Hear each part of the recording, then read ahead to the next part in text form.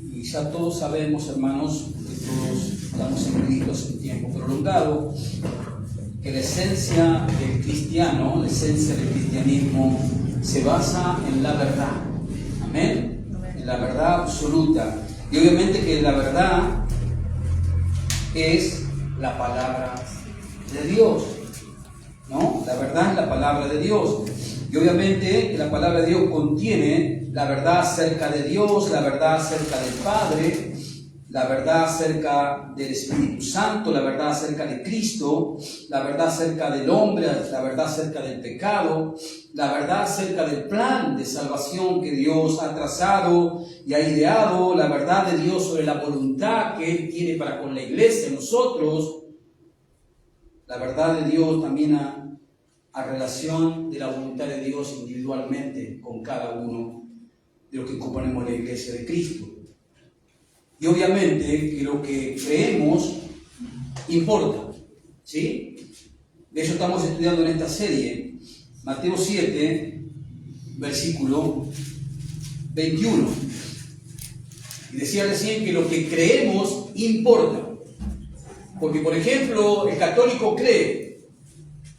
¿Estamos de acuerdo? El que profesa la fe católica cree.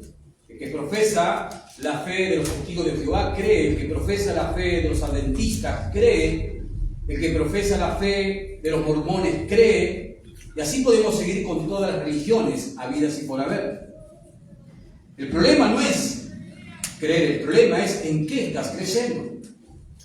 Por eso decía recién que lo que creemos importa. ¿Por qué? Porque lo que creemos tiene resultados eternos. Por eso importa en qué creo y cómo creo. Porque lo que yo creo tiene resultados eternos. Y una creencia incorrecta acerca de Dios me va a llevar ¿a dónde? Al infierno. Una creencia incorrecta hacia Dios me va a llevar al infierno. Un católico profesante tiene una creencia correcta o incorrecta. Incorrecta. Ellos dicen que la salvación es por obras más la fe en Jesús. Y la Biblia es clara que la salvación es solamente por la fe en la obra consumada del Hijo de Dios cuando se encarnó y vino al mundo. La fe de un testigo de Jehová lo conduce al infierno, aquel que profesa esa fe y ha muerto creyendo en esa fe. ¿Por qué? Porque entre otras cosas ellos dicen que Jesús no es Dios. Y si Jesús no es Dios, su sacrificio redentor no alcanza para pagar el precio del pecado del pecador. Son doctrinas primarias que hay que creerlas, porque si no, no hay salvación. Entonces, importa lo que creemos, sí, porque nuestra creencia errónea en cuanto a Dios nos puede conducir al infierno eterno, a la condenación eterna. Por eso es tan importante como lo que venimos estudiando, ¿sobre qué? Sobre la sana doctrina. Fíjese lo que sucede aquí, dice, no todo el que me dice Señor, Señor, ¿y quién está hablando aquí? En primera persona, el Señor Jesucristo. O sea, está hablando Dios en la carne.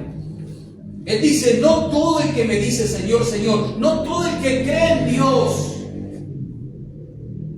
entrará en el reino de los cielos. No todo el que dice creer en Dios va a entrar al reino de los cielos.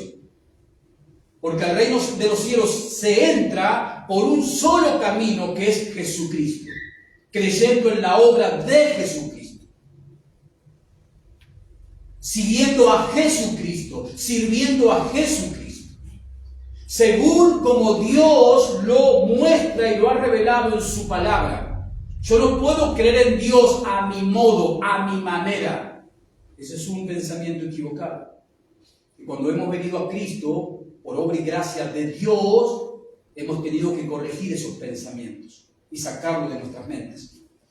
Pero dice allí Jesús, no todo el que me dice Señor, Señor entrará al reino de los cielos, sino el que hace la voluntad de mi Padre. Ese es el que va a entrar al cielo. El que hace la voluntad de mi Padre. ¿Dónde está la voluntad del Padre? Revelada en 66 libros que se llaman la Biblia. Esa es la voluntad del Padre. Jesús dice, el que va a entrar al cielo es el que hace la voluntad de mi Padre, dice Jesús, que está en los cielos. Verso 22, muchos me dirán en aquel día, y ese día se refiere al día del juicio final. Apocalipsis capítulo 20, verso 15 en adelante. Muchos me dirán en aquel día, en el día del juicio, Señor, Señor, no profetizamos en tu nombre, y en tu nombre echamos fuera demonios, y en tu nombre hicimos muchos milagros. ¿Esta gente había creído en Dios? Sí, pero de manera incorrecta. ¿Importa en lo que creemos? Sí que importa. Verso 23, la respuesta del Señor en ese día.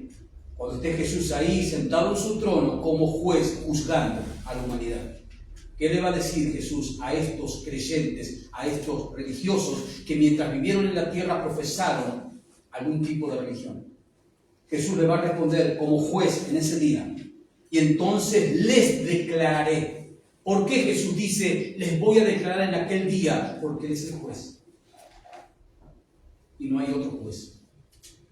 Entonces, más vale que el ser humano acepte a Cristo hoy como su Salvador antes de enfrentarlo algún día como juez.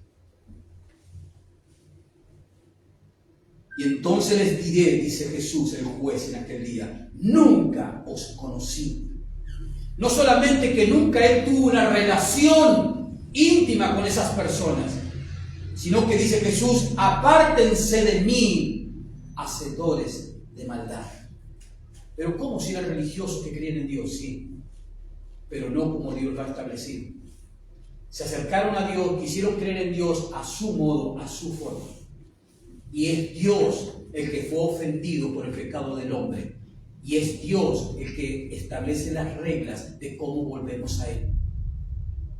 ¿Y cómo volvemos a Él? Jesús en el Evangelio de Juan, capítulo 14, verso 6, lo dijo. Yo soy ¿qué? El camino. Yo soy el camino. Dios el Padre estableció que para volver a Él hay un solo camino que el pecador tiene que recorrer, y es Cristo.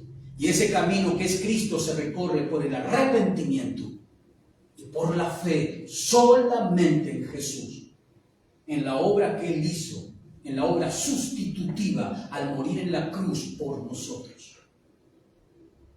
Entonces, ¿importa lo que creemos? Claro que importa, porque tiene un destino eterno. Condenación o salvación, todo depende de lo que creamos. Hay muchas voces en el mundo dando vuelta y hablando de Jesús, de la Biblia, de Dios, pero no todos los caminos conducen al cielo. Solamente Jesucristo. Por eso es importante estudiar la palabra de Dios, de donde extraemos la sana doctrina. Amén. Amén. Gloria al Señor. Ahora acompáñeme ahí seguido, da Mateo, luego viene el Evangelio de San Marcos, y hoy vamos a ver otra práctica que le han hecho una doctrina que tampoco es bíblica. Ya vimos la práctica de ese nuevo don de lenguas, ¿sí? Y vimos que no es bíblico. Habíamos visto eso, ya habíamos visto también esa práctica de liberación de maldiciones generacionales también. Que vimos claramente que tampoco es bíblico, pero son doctrinas, son prácticas que están arraigadas en muchas iglesias evangélicas cristianas. Hoy vamos a hablar sobre la doctrina de atar al diablo, ¿no? Esa práctica de atar a Satanás es muy común en estos círculos pentecostales carismáticos, sobre todo, es muy común esta práctica, ¿no?, de atar al diablo, de atar a Satanás. Y vamos a ir a Marcos capítulo 3. Marcos capítulo 3. Vamos a ver uno de los pasajes de donde extraen esta enseñanza los que practican esas cosas y enseñan que esto es una doctrina bíblica. Bueno, vamos a estudiarla, vamos a ver cómo es. Marcos capítulo 3, versículo 20. El contexto se relaciona entre la acusación que le hacen los judíos religiosos, los fariseos, a Jesús en cuanto a los milagros que Jesús hacía, y estos religiosos judíos decían que Jesús hacía esos milagros. ¿Por qué? Porque el diablo le daba el poder. Ese es el contexto más o menos donde vamos a extraer unos versículos. Dice el verso 20, y se agolpó de nuevo la gente, dice, de modo que ellos ni aún podían comer pan. Fíjese la multitud cómo apretaba a Jesús y a sus discípulos, ¿no? La fama de Jesús ya para este entonces se había acrecentado mucho en esos lugares. Verso 21, cuando lo oyeron los suyos, o sea, su familia, cuando lo oyeron los suyos, vinieron para prenderle. Esa palabra es fuerte en el griego, prenderle, o sea, tomarlo por la fuerza. Vinieron sus familiares, su mamá, sus hermanos, vinieron a tomarlo a Jesús y llevárselo, pero con fuerza, como con obligación. Dice, cuando lo oyeron los suyos, vinieron para prenderle, porque decían, está fuera de sí. O sea, su madre y sus hermanos pensaban que Jesús estaba desquiciado, estaba loco por lo que estaba haciendo. Él estaba ofreciendo de su tiempo, ¿no?, de su cuerpo en sanar, en ayudar y sobre todo en predicar el evangelio del reino de los cielos, de su Padre. Pero aquí vemos que su familia estaba preocupada, ¿no?, por su integridad física, y lo van a buscar y a traerlo por la fuerza para que deje de hacer lo que estaba haciendo. Versículo 22, pero los escribas, dice que habían venido de Jerusalén, decían que tenía a Belzebú, o sea, este es un adjetivo para el diablo. Dice, tenía a Belzebú, y que por el príncipe de los demonios echaba fuera a los demonios. Así veían los religiosos el ministerio de Jesús. Cuando Él sanaba, cuando Él liberaba a las personas poseídas, estos religiosos judíos decían, no, este lo hace por el poder que el diablo le da. Esa era la conclusión que ellos habían llegado, pero habían llegado a esa conclusión no por razonar por el sentido común, sino porque su corazón estaba cargado de odio hacia Jesús. Verso 23. Y habiéndolos llamados, le decía en parábolas Jesús. Ahí le va a responder Jesús a esta acusación. Dice, ¿cómo puede Satanás echar fuera a Satanás? Le dice Jesús. O sea, no tiene lógica lo que me están diciendo. No tiene lógica. Verso 24. Si un reino está dividido contra sí mismo, que era la acusación, ¿no? Jesús echa a los demonios de las personas por el poder de los demonios. O sea, no tenía lógica. Pero eso es lo que hace el pecado cuando ciega la mente. Verso 24, y si un reino está dividido contra sí mismo, tal reino no puede permanecer, dice Jesús. Y si una casa está dividida contra sí misma, tal casa no puede permanecer. Y si Satanás se levanta contra sí mismo y se divide, no puede permanecer, sino que ha llegado su fin. Verso 27, ninguno puede entrar a la casa de un hombre fuerte y saquear sus bienes si antes no le ata. Y ahí aparece la palabra que toma, ¿no? Aquellos que sostienen esta doctrina que hay que atar, que Dios nos ha dado, ¿no?, esa prerrogativa de que nosotros, los creyentes, tenemos que atar al diablo. Versículo 27. Ninguno puede entrar en la casa de un hombre fuerte y saquear sus bienes si antes no le ata, y entonces podrá saquear su casa. Verso 28. De cierto os digo que todos los pecados serán perdonados a los hijos de los hombres y las blasfemias, cualquiera que sean, pero cualquiera que blasfeme contra el Espíritu Santo no tiene jamás perdón, sino que es reo de juicio eterno, porque ellos habían dicho, tiene espíritu de murmuración. Pero nosotros vamos a enfocarnos en esto de atar al diablo, ¿no?, sobre ese texto. Obviamente, hermanos, en este pasaje el hombre fuerte, ¿a quién se refiere Jesús?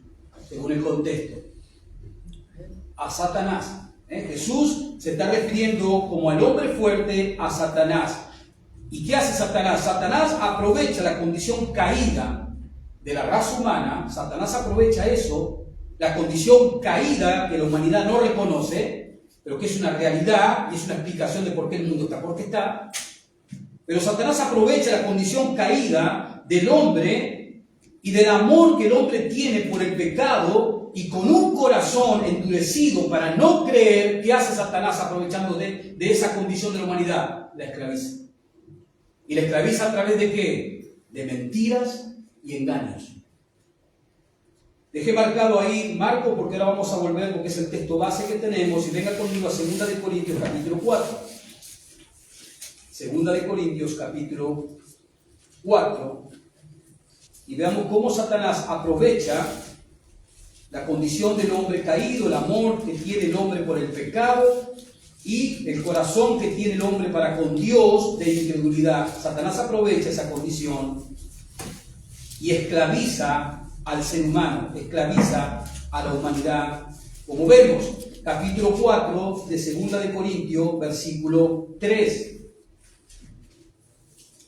Está Pablo aquí haciendo una comparación entre el antiguo pacto, el pacto del Sinaí, con el nuevo pacto, el pacto donde está el ministerio del Espíritu Santo hoy. Dice el apóstol Pablo así en el capítulo 4, verso 3, pero si nuestro evangelio, dice Pablo, está encubierto, entre los que se pierden está encubierto. ¿Es verdad eso hoy también? El evangelio de salvación, el evangelio que salva, que rescata a los seres humanos, ¿está encubierto en quiénes? En los que se pierden. Ahora Pablo nos va a decir por qué se pierden. Verso 4, en los cuales el Dios de este siglo, con D minúscula, ¿a quién se refiere Pablo aquí con el Dios de este siglo? A Satanás.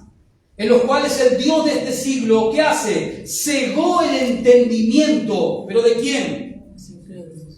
¿De los que quieren venir a Dios? No. Él ciega el entendimiento ¿de quién? De los incrédulos. Satanás aprovecha el endurecimiento del corazón humano, la realidad de la caída humana en el pecado.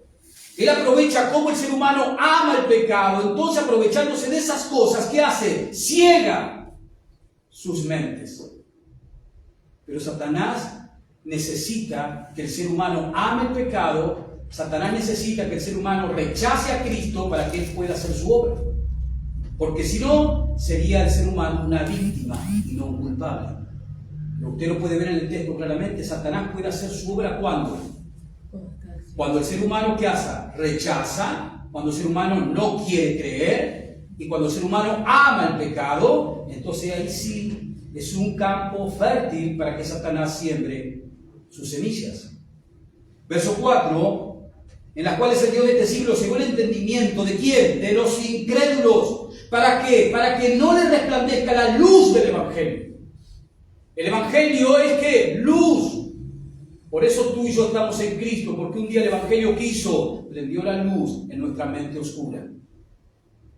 Para que no le resplandezca la luz del Evangelio, de la gloria de Cristo. El Evangelio muestra ¿qué? La gloria de Cristo en toda su majestad. Solamente en las páginas de la Biblia usted puede encontrarse y usted puede ver a Cristo solamente en las páginas de la Biblia. Exponiéndose a la Biblia, leyendo la Biblia y estudiando la Biblia, usted podrá ver la grandeza y hermosura de Jesucristo. Porque eso es lo que contiene el Evangelio. Verso 5.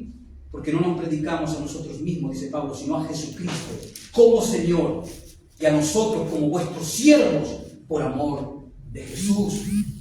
No nos predicamos, dijo Pablo, a nosotros mismos. Qué triste, ¿no? Porque hoy en día hay muchos que se predican a sí mismos. Son ellos los que buscan la gloria, el reconocimiento. Pablo, como buen siervo de Cristo, él dice, nosotros no nos predicamos, nosotros siempre estamos allí abajo. Y al que siempre ponemos en alto es a Cristo. Porque Él es el merecedor de la gloria, porque es de Él la gloria. ¿Se acuerdan la apertura? Romanos 11, versos 33 y 36. Porque de Él, por Él y para Él son todas las cosas, a Él sea la gloria por los siglos de los siglos. Amén. Pero vemos claramente cómo Satanás aprovecha el amor que el pecador tiene por su pecado, su condición caída y perdida. Entonces Satanás aprovecha para esclavizarlo. ¿Con qué? Con mentiras y con engaños. Así está el mundo. Pero veamos otro pasaje que lo tenemos en 2 de Timoteo capítulo 2 sobre este tema de cómo Satanás aprovecha la incredulidad del ser humano para con Dios y lo esclaviza. Segunda de Timoteo, capítulo 2. Segunda de Timoteo, capítulo 2. Pablo aquí en el contexto está hablando de cómo un verdadero obrero es aprobado, un obrero del Señor es aprobado. A partir del versículo 14 en adelante, Pablo está explicándole esto a Timoteo. Pero vayámonos al versículo 24. Y fíjese lo que el Espíritu Santo a través de Pablo nos revela. Dice allí en el versículo 24 de 2 de Timoteo 2, dice, porque el siervo del Señor no debe ser contencioso, sino que amable. ¿Escuchó? ¿Cómo debe ser usted? Amable. Amable, todo el tiempo amable. Usted sabe que del otro lado muchas veces recibimos lo opuesto. Pero no por eso usted sea contencioso, sino encomiende toda causa ¿a quién? Al Señor. Porque el Señor que ha dicho en su palabra, Romanos capítulo 12, mía, dijo Pablo, citando un texto del Antiguo Testamento, mía es la venganza. Yo daré la retribución, dijo el Señor. Ante el agravio, tú encomiéndate al Señor. Dice el apóstol aquí, porque el siervo del Señor no debe ser contencioso, sino amable para con ¿quién? Todos. Y ese todo implica los que te hacen la contra. Para con todos. Aptos para enseñar. ¿Escuchó? Usted se tiene que preparar, usted tiene que estudiar las Escrituras, usted tiene que manejar correctamente las Escrituras. Sí. Porque si usted no lo hace, está desobedeciendo a Dios. Porque todo obrero del Señor, todo hijo de Dios, tiene que ser apto. Si no, ¿cómo vas a presentar el Evangelio a un pecador? Apto para enseñar, sufrido. ¿Lo lee? ¿Lo puede ver? Sufrido. Una de las facetas del creyente, ¿cuál es? El sufrimiento. Sufrido. Verso 25. Que con mansedumbre corrija a los que se oponen. Es claro aquí el apóstol, ¿no? Por si quizás a ese que se opone, quizás Dios, ¿qué hace? Le conceda que se arrepienta para conocer la verdad. ¿El arrepentimiento es potestad del ser humano? No. El arrepentimiento es un don. Un don significa un regalo de Dios. Si tú estás en Cristo verdaderamente, si yo estoy en Cristo verdaderamente, es porque me he arrepentido. ¿Y por qué me he arrepentido? Porque Dios me ha concedido el don del arrepentimiento. Pero después que Dios me concedió el don del arrepentimiento, ¿yo qué hice? Me arrepentí. ¿Podemos ver las dos cosas? La responsabilidad humana y la soberanía de Dios. Dios me da en su soberanía el don para arrepentirme, pero mi responsabilidad humana, ¿qué dice? Yo debo arrepentirme. Dios me da la fe, soberanía humana, pero mi responsabilidad, ¿cuál es? Creer con esa fe. Verso 25, que con mansedumbre corrija a los que se oponen, por si quizás Dios les conceda que se arrepientan para conocer la verdad y escuche, y escapen del lazo del diablo en el que están cautivos a voluntad de él. Esa es la condición del ser humano. Están esclavizados a voluntad, al placer de las obras de Satanás. Obras de Satanás que él ha infundido en este mundo desde Génesis de la caída, a través de ideologías, filosofías, pensamientos, todo contrario a Dios. Claro, todo contrario a Dios. Pero de esa manera como él quiere engañar a la humanidad. Pero claramente el apóstol Pablo nos dice que el ser humano que ama su pecado, que tiene un corazón endurecido para con Dios, no se quiere arrepentir, ese es un terreno fértil. ¿Para qué? Para que Satanás lo esclavice. Volvemos a Marcos. Marcos 3:27. Y vamos a seguir leyendo allí lo que sigue diciendo Jesús. Marcos 3, verso 27 dice allí Jesús: ninguno puede entrar en la casa del hombre o de un hombre fuerte Ya dijimos por el contexto que el hombre fuerte se está refiriendo Jesús ¿a quién? Al diablo. Dice el verso 27, ninguno puede entrar en la casa de un hombre fuerte y saquear sus bienes. Si antes no lo ata, entonces podrá saquear su casa. ¿Cuáles son los bienes de Satanás? Ninguno, dice Jesús, puede entrar en la casa de un hombre fuerte y sacar sus bienes. ¿Cuáles son los bienes de Satanás? ¿A quién tiene esclavizado Satanás? A la humanidad, al ser humano. Esos son sus bienes. Y Jesús está diciendo, ninguno puede entrar a la casa de un hombre fuerte, en este caso Satanás, y saquear sus bienes. Salvar a las personas que están cautivas bajo sus engaños y mentiras. Y obviamente, hermanos, que acá lo que Jesús nos está dejando claro, que se debe ser más fuerte que Satanás para poder entrar en sus dominios. ¿Estamos de acuerdo?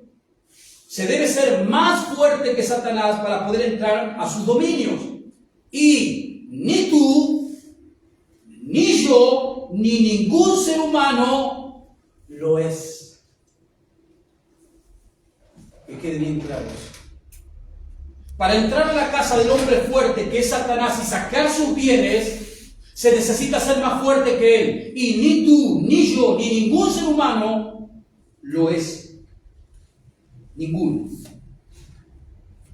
Solamente, ¿quién?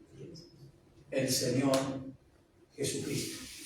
Tiene esa autoridad, tiene esa potestad, tiene ese poder para entrar a la casa del hombre fuerte. ¿Por qué? Porque Él es más fuerte. Y saquear los bienes que tiene el hombre fuerte, en este caso que es Satanás. Solo Jesús puede librar al pecador de sus pecados. Solo Jesús puede librar de la esclavitud, del pecado y de Satanás a un pecador. Jesús lo dejó claro así en el Evangelio de Juan, capítulo 8, versículo 36. Si el Hijo los libertare, serán verdaderamente libres. ¿Cuándo? Cuando el Hijo de Dios los libertare. Solamente Jesús puede librar al pecador de su pecado y de la esclavitud de Satanás. Y eso lo llevó adelante Jesús cuando vino a este mundo, cuando se encarnó y vino a este mundo. Jesús llevó a cabo su obra redentora. Él llevó adelante su obra redentora en la cruz del Calvario. ¿Y qué hizo Jesús cuando muere en la cruz? Cumple una profecía de Génesis capítulo 3. Venga conmigo al primer libro de la Biblia, Génesis capítulo 3, versículo 15. ¿Qué profetizó ahí Dios después que Adán y Eva pecan, tentados por Satanás? Versículo 15. Génesis 3:15. Dice allí el texto, está maldiciendo el Señor, en primer lugar a la serpiente. Dice el verso 15, y pondré enemistad. El texto anterior nos da el contexto de que está hablando de Satanás. Y pondré enemistad entre ti, Satanás, ¿y quién más? Y la mujer. Pondré enemistad entre ti y la mujer. Y eso es lo que no entienden los movimientos feministas. Ellas creen que con su ideología están buscando ser más libres, que es lo correcto. Y no se dan cuenta que atrás de todo eso está Satanás, esclavizándolas aún más. Porque Satanás odia a la mujer. Y pondré enemistad entre ti y la mujer, y entre tus simientes, o sea, tus descendientes, y la descendencia suya. Esta descendencia suya, o sea, de la mujer, esta descendencia suya, un día ¿qué iba a hacer? Iba a herir en la cabeza a Satanás. ¿Quién fue el descendiente de Eva que hirió en la cabeza a Satanás? Jesucristo. ¿Y cuándo fue esa herida mortal? Una herida en la cabeza es mortal. ¿Cuándo fue que Jesús le propinó esa herida de muerte a Satanás? ¿Cuándo fue? Cuando Él fue levantado en la cruz y dio su vida por los pecados de todos aquellos que iban a creer en Él. ¿Quiénes eran los que iban a creer en Él? Los bienes del hombre fuerte. Y entre ellos estabas tú. Pero Jesús, cuando muere en la cruz, hermanos, al llevar adelante su obra de redención, le causó y cumplió esta profecía de Génesis 3:15. Le aceptó un golpe en la cabeza de muerte, cumpliendo la profecía de Génesis 3:15. Pero no solo eso, sino venga conmigo a Hebreos capítulo 2, para que veamos más amplio este pensamiento sobre esta profecía de Génesis 3:15. Hebreos capítulo 2. Versículo 14 en adelante. Acá ya nos va a dar un poco más de luz sobre cómo se cumplió esa profecía cuando Cristo fue levantado en alto en esa cruz y dándole el golpe de muerte a Satanás. Jesús era el descendiente de Eva, era la simiente de Eva, que Génesis 3:15 decía que un día iba a herir en la cabeza a Satanás. Y cuando Cristo murió en la cruz, se cumplió esa profecía. Dice Hebreos, el autor de esta carta, en el verso 14, Hebreos 2, dice: así que, por cuanto los hijos participaron de carne y sangre, ¿qué hijos? Nosotros, los hijos de Dios. Dice: por cuanto los hijos participaron de carne y sangre, Él también participó de lo mismo. ¿A quién se refiere con Él? Jesús. Él también participó ¿de qué? De carne y sangre. ¿A partir de cuándo? De su encarnación. Él también participó de lo mismo. ¿Y para qué vino Cristo como humano? ¿Para qué Cristo se hizo hombre?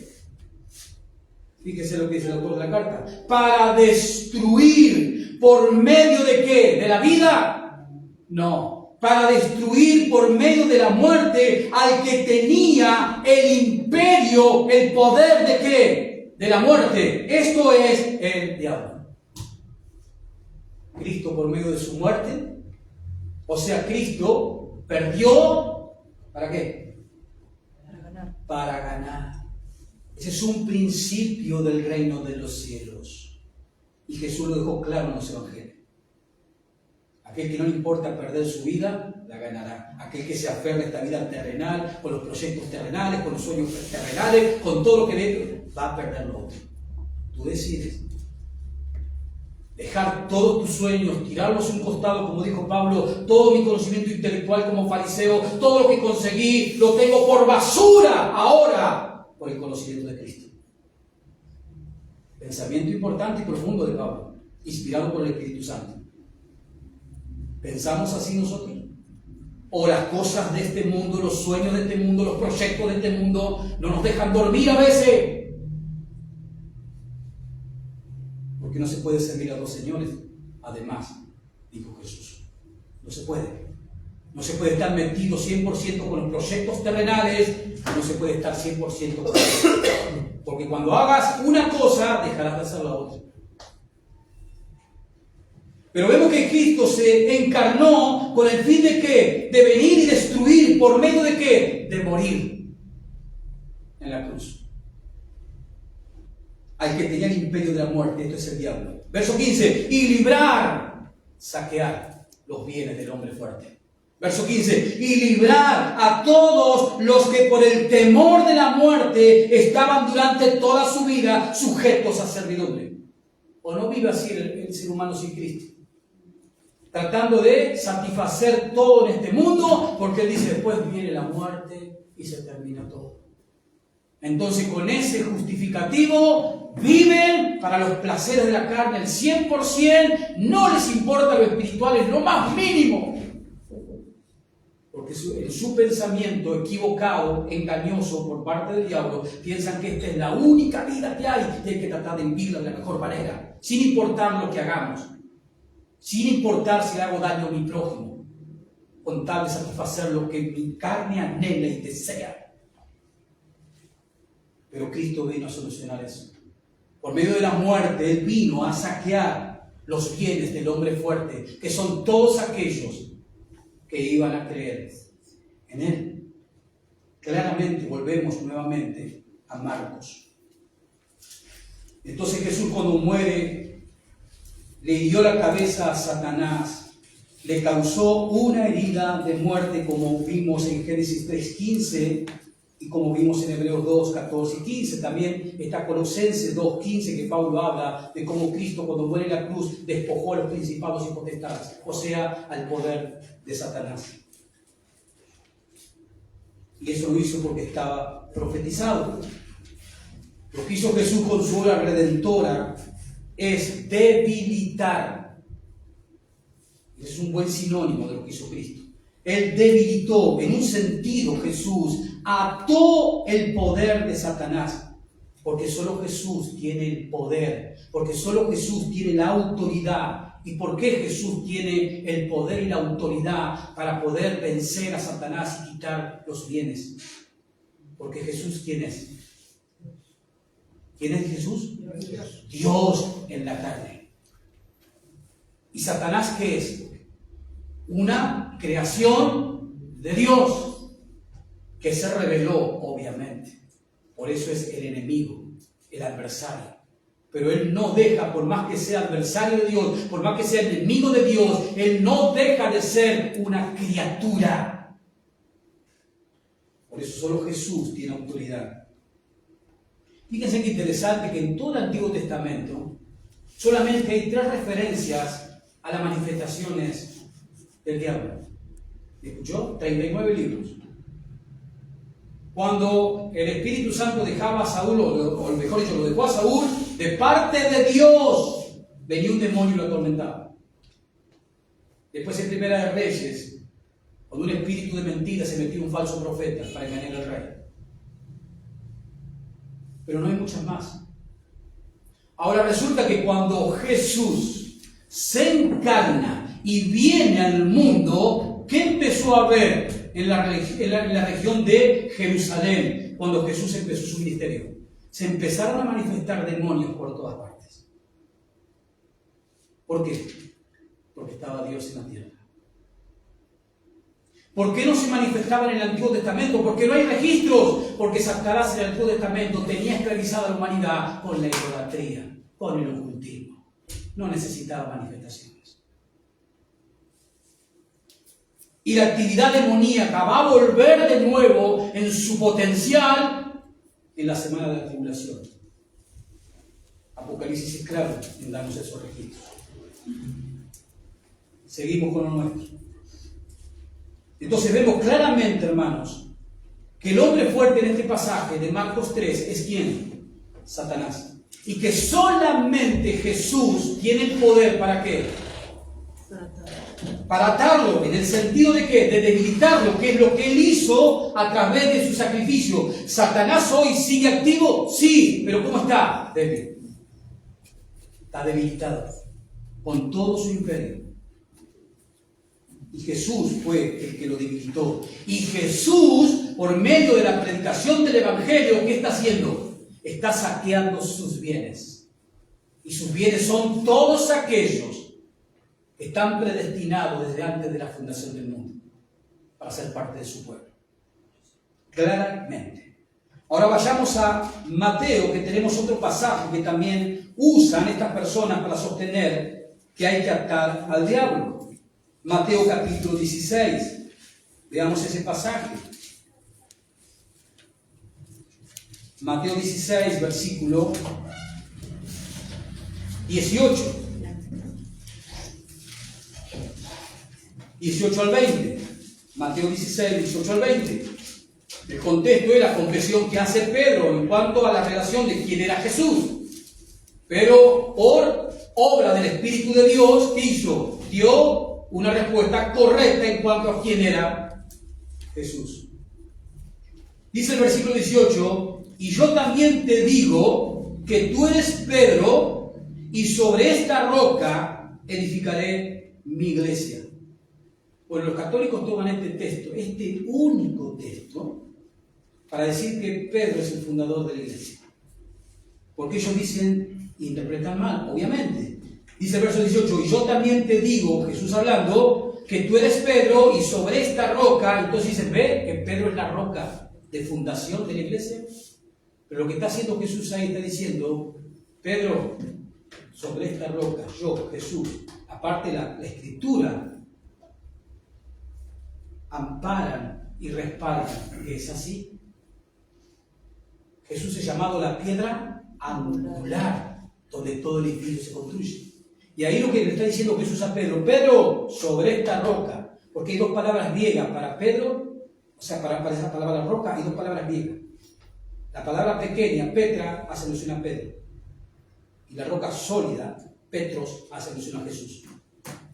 Entonces lo que le está diciendo Jesús a Pedro es, Pedro, sobre esta roca, ¿edificaré tu iglesia o mi iglesia? Dijo Jesús. Mi iglesia.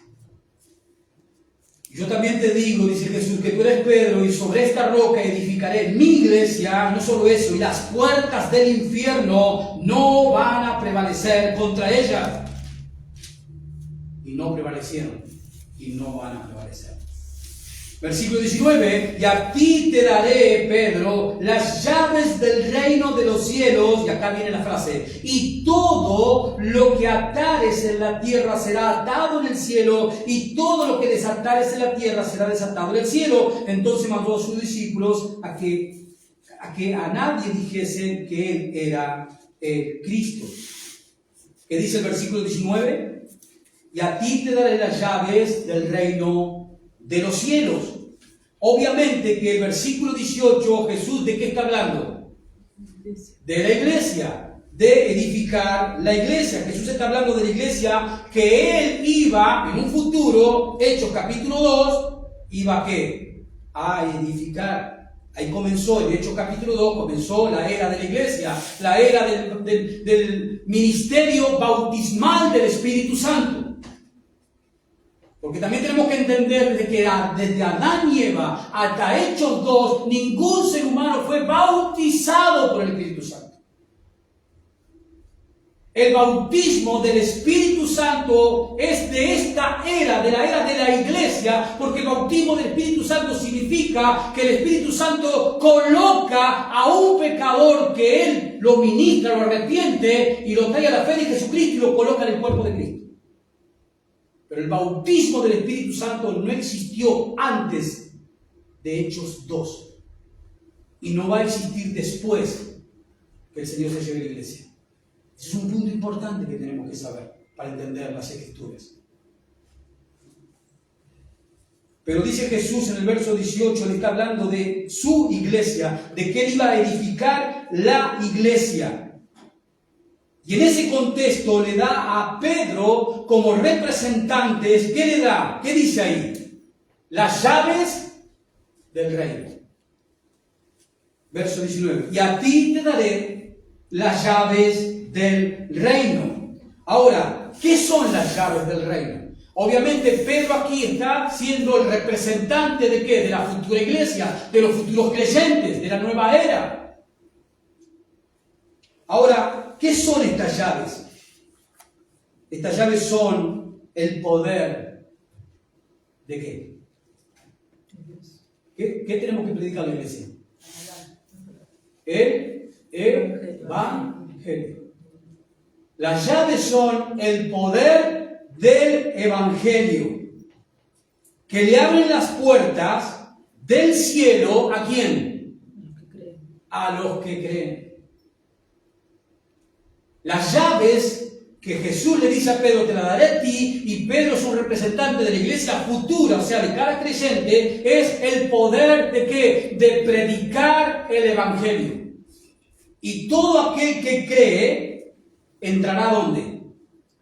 Al cielo, salvación. Entrará al cielo si cree en el Evangelio.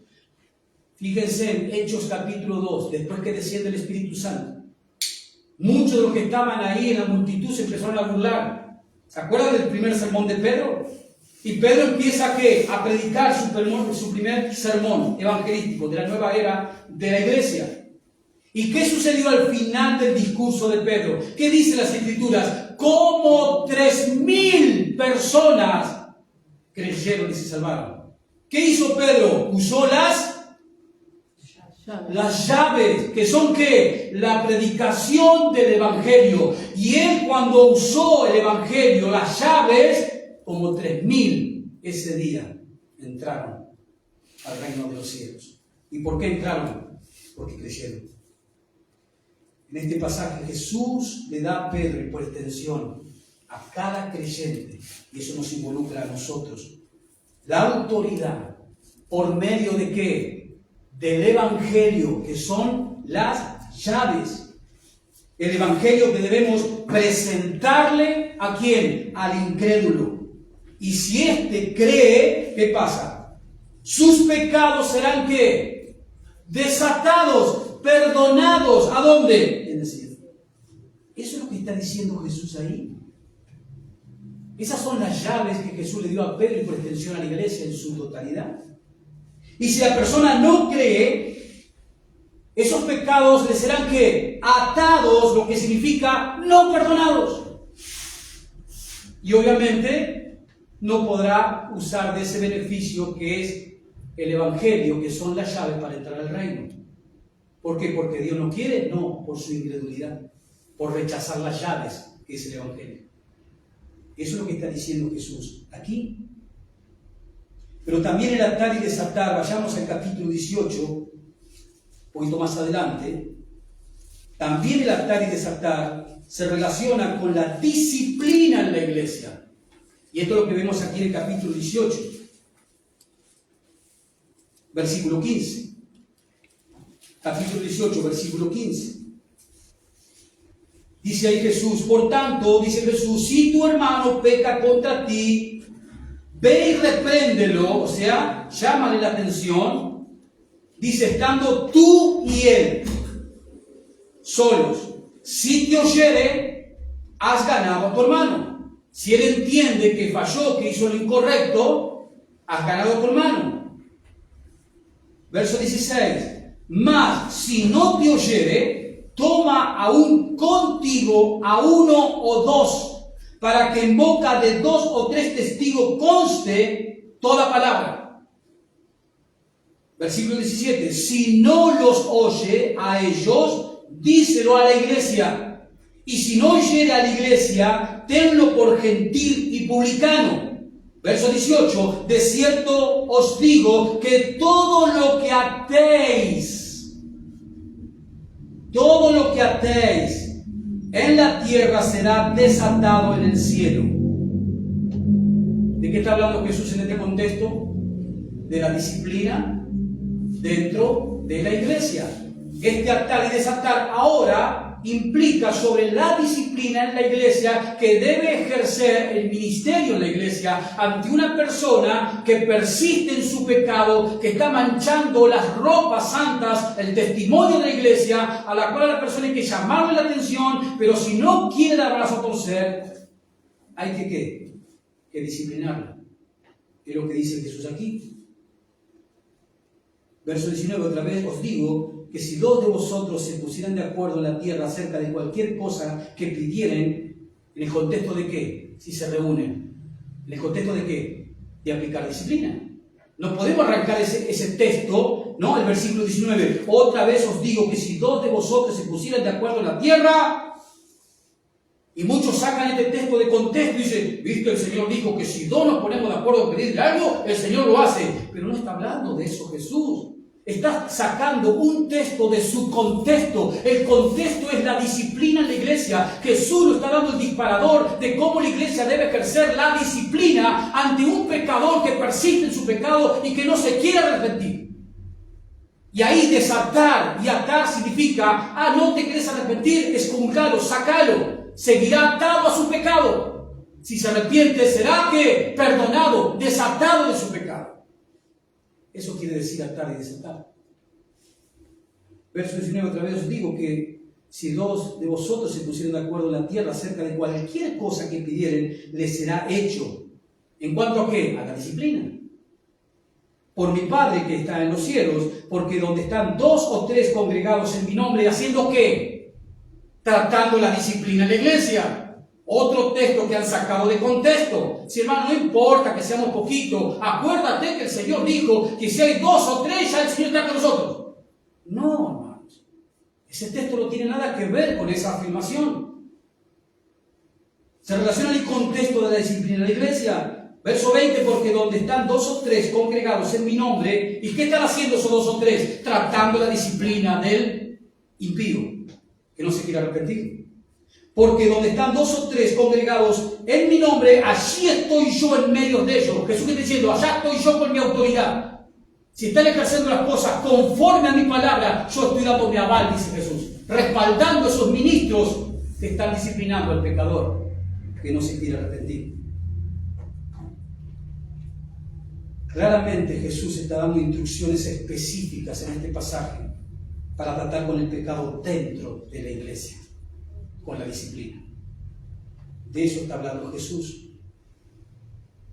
En este contexto de aplicar disciplina en la iglesia, en ese contexto también vamos a leer un texto que también ha traído mucha confusión en Juan capítulo 20. Porque ese Juan capítulo 20 está en el mismo contexto. Juan capítulo 20, versículo 23.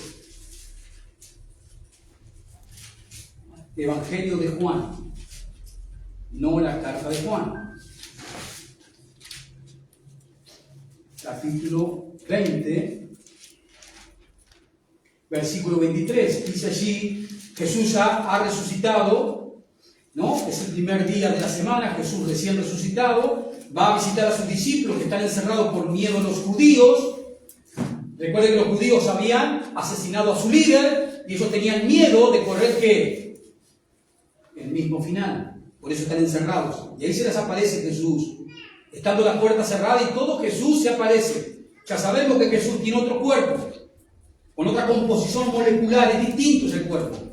Es un cuerpo también físico, sí, pero distinto. Dice así el versículo 23, a quienes remitiesen los pecados, les serán remitidos. Y a quienes se les retuviesen los pecados, les serán retenidos. Ese texto también tenemos que incluirlo al mismo contexto de Mateo 18, la disciplina de la iglesia. La iglesia tiene autoridad ¿para qué? Para disciplinar a un miembro que esté en un pecado grave y que no quiera dejarlo. Entonces, ante el llamado de atención para que se arrepienta, la disciplina siempre tiene como objetivo que se arrepienta el pecador. Siempre, nunca destruir, sino traerlo a que al sentido común, a que recapacite. Para eso es la disciplina. Tiene un fin edificador la disciplina de la iglesia, pero hay que ejercerlo. Cuando un miembro persiste en su pecado y no quiere dejarlo, entonces la iglesia tiene dada por Dios la autoridad de ¿qué? De excomulgarlo. Eso significa atarlo, enviarlo afuera con todos sus pecados. Por eso ese texto también de Juan 20, 23, hay que leerlo y entenderlo en el contexto de Mateo 18 y la disciplina de la iglesia. Ahora, hermanos, es claro con todos los textos que vimos, Marcos 3, Mateo 16, Mateo 18. En todos estos textos, en todos estos pasajes, no hay ninguna enseñanza. Absolutamente no hay ninguna instrucción al creyente a que tenga que atar al diablo. ¿Usted lo ha leído en algún momento? ¿En los pasajes que leímos? Se nos está mandando a los creyentes a que tenemos que atar a Satanás con esas típicas y famosas oraciones: te atamos, Satanás, atamos tu poder. No, en ningún momento Jesús está enseñando eso de atar al diablo. Y estos son los únicos pasajes donde aparecen las palabras atar y desatar. Y tiene que ver con la relación del pecado. Atar el pecado y desatar el pecado. No tiene otra explicación. Es eso, la interpretación correcta que emana cuando uno ejerce una hermenéutica correcta y una exégesis correcta de los pasajes. En ningún momento, ninguno de esos pasajes nos da luz para sacar una doctrina y decir: hay que atar a Satanás. No es así.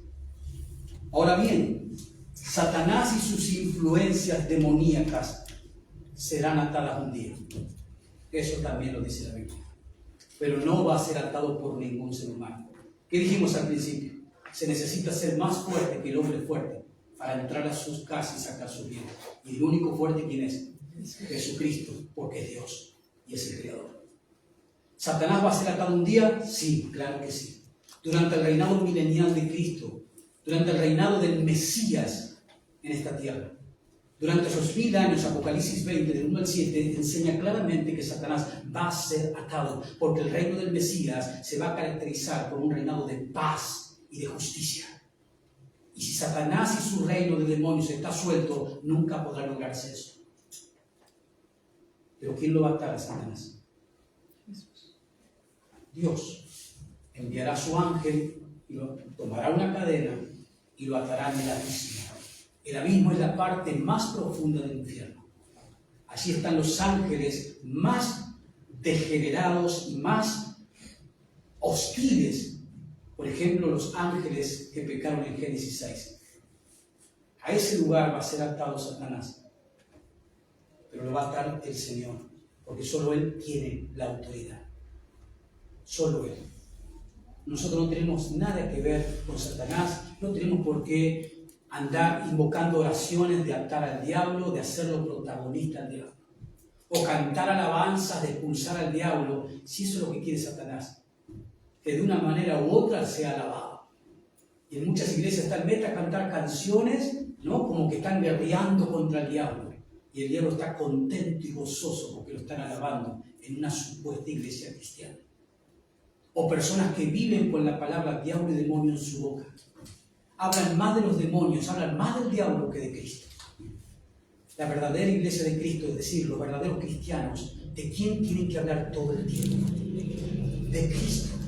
De Cristo, las enseñanzas de Cristo, de servirlo a Cristo, de amarlo a Cristo, de servirlo a Cristo. Cristo, cuando oramos en el nombre de Cristo. Le cantamos a Cristo las alabanzas. Cristo y solo Cristo, porque Cristo es el Rey. ¿Y ese Cristo qué hace con la iglesia? La guarda y la protege.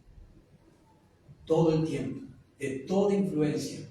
Y si en algún momento nos pasa algo, ¿por qué será? Porque Él lo permite. ¿Se acuerdan Lucas 22? Cuando Jesús le dijo a Pedro, Pedro, mira que Satanás me ha pedido zarandearos. ¿Qué hizo Satanás?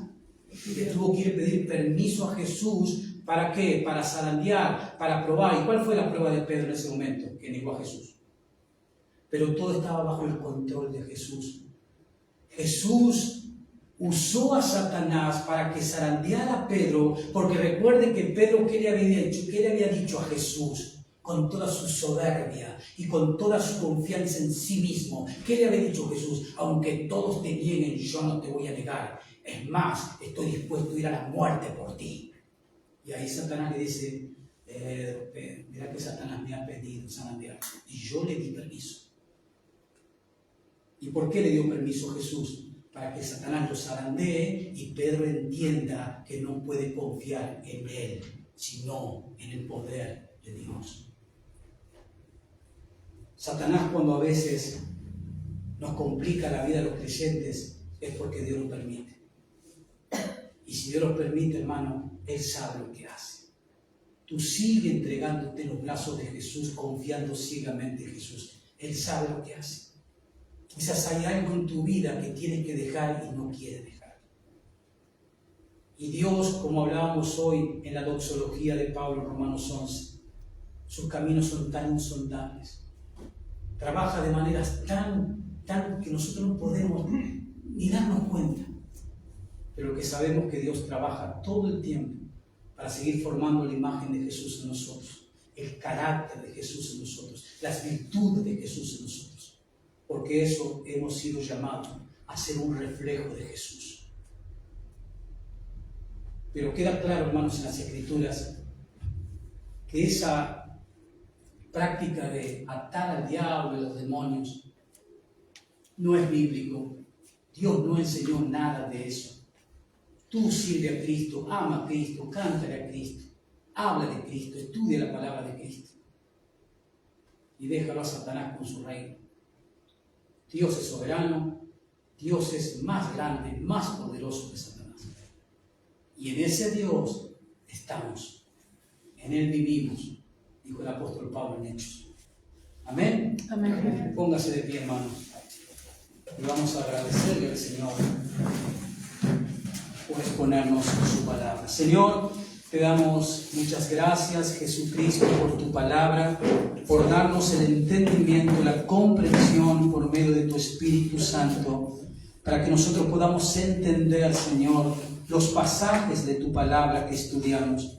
Te damos gracias porque tú nos das, Señor, la sabiduría, la comprensión de estas cosas que son tu palabra, las cuales son espirituales. Y las podemos entender porque tenemos el Espíritu Santo morando en nosotros, como un beneficio de la salvación que nos has regalado. Señor, gracias te damos por seguir conociendo tu palabra de manera correcta, la interpretación correcta de lo que realmente tú y tus discípulos nos han enseñado. Gracias te damos, Señor, en el nombre de Jesús. Padre, bendice tu iglesia que está aquí presente. Bendice, Señor, a cada uno de los hermanos y hermanas, a cada familia representada. Tú conoces las luchas que cada uno de ellos tiene. Dale las fuerzas, que se sigan fortaleciendo en tu poder y en tus fuerzas poderosas, Jesucristo. Confiando siempre en ti, trayendo a tus pies todas nuestras tribulaciones, todas nuestras angustias, Señor, todas nuestras confusiones, traerlas a tus pies, porque tú, oh Dios, eres aquel que velas por nuestras almas. Oh Señor, qué paz nos produce saber que tú tienes el control de nuestras vidas. Gracias, Padre, en el nombre de Jesús. Amén, amén, amén. Dios lo bendiga, hermano.